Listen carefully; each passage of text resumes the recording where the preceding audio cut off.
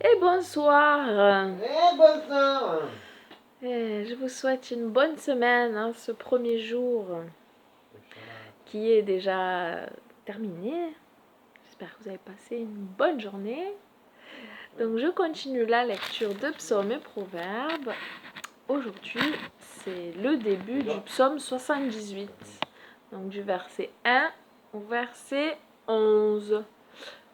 Poème chanté appartenant au recueil d'Asaph. Masquil d'Asaph, mon peuple, écoute ma loi. Prêtez vos oreilles aux paroles de ma bouche. J'ouvrirai ma bouche en similitude. Je manifesterai les choses notables du temps d'autrefois, lesquelles nous avons entendues et connues et que nos pères nous ont racontées. Nous ne les...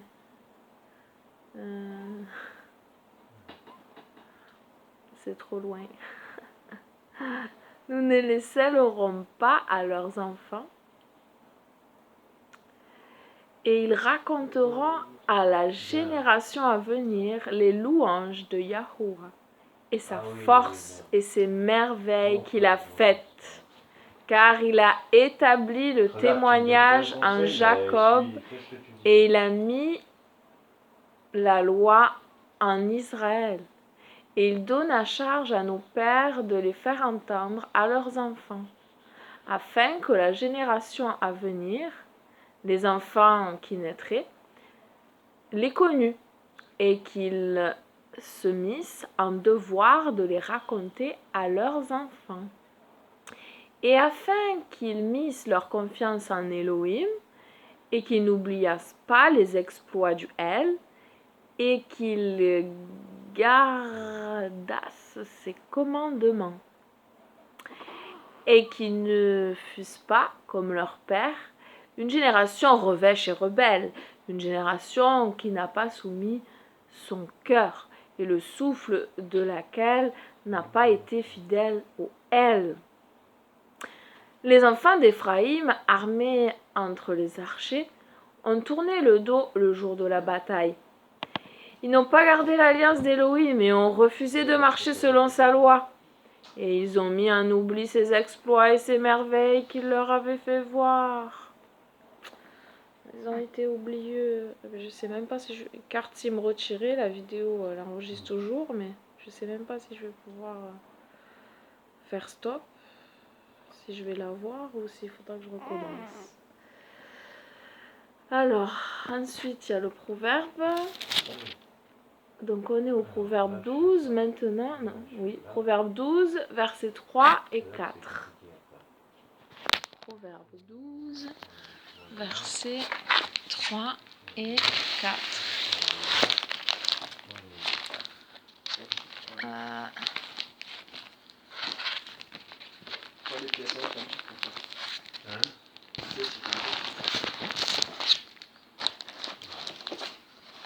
Alors, l'homme ne sera pas affermi par la méchanceté, mais la racine des justes ne sera pas ébranlée.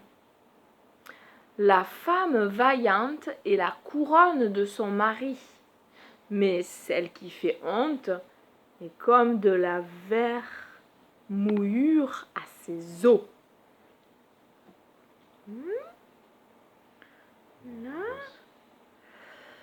Voilà, merci Seigneur pour ta parole, encore une fois. Merci pour cette journée de vie. Merci parce que tu es là, tu prends soin de nous. Je crois Seigneur que tu as ta main posée sur nous. Oui, tu es là, tu nous portes et tu nous entoures de gauche à droite, de haut en bas. En tout temps, tu nous vois quand nous nous levons, tu nous vois lorsque nous nous couchons et tu nous vois tout au long de la journée. Tu sondes nos cœurs, nos reins, nos pensées. Tu nous connais mieux que personne. Et comme le dit ta parole, même si mon père et ma mère m'abandonneraient, toi, tu serais toujours là. Oh Éternel, oui, l'Éternel serait toujours là. Confie-toi en l'Éternel, ne t'appuie pas sur ta sagesse, reconnais-le dans toutes tes voies et il aplanira tes sentiers. Merci Seigneur d'être notre secours en tout temps, notre rocher solide, notre forteresse, notre bouclier, le bras, la force. Merci Seigneur. Je prie que tu nous aides à faire ta volonté. Je prie que tu nous aides, Seigneur, à marcher selon tes voies justes et droites.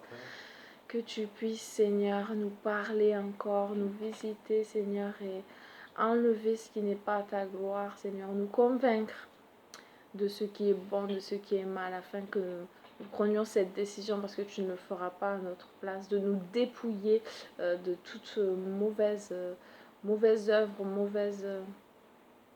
mauvaise habitude, Seigneur. Merci pour ta patience, car sans ta patience, nous serions écrasés.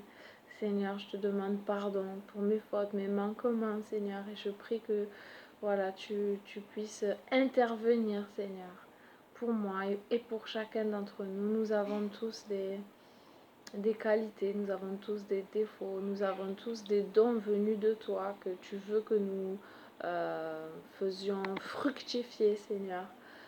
Et que nous ne soyons pas paresseux, que nous travaillons comme la fourmi. Merci Seigneur pour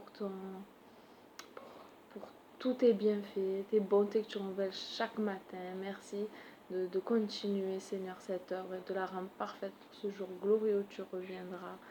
Père, je prie que tu bénisses chacun de nous, nos familles, nos amis, notre voisinage, nos collègues de travail, et que tu nous aides à être cette lumière là où chacun nous sommes, Seigneur. Et que ta parole, elle soit pratiquée, qu'elle soit entendue, qu'elle soit proclamée, qu'elle soit toujours source de réconfort, qu'on sache y puiser, s'y nourrir, Seigneur, et reconnaître ta voix qui nous parle à travers elle, car tu parles tantôt d'une manière, tantôt d'une autre, mais c'est l'homme qui n'y prend pas garde. Et c'est vrai que souvent l'homme dit que il n'entend pas ta voix et il est triste. Mais est-ce que nous fermons ta bouche? Est-ce que nous fermons la Bible? Ou est-ce que nous la laissons jaillir, s'ouvrir et recevoir?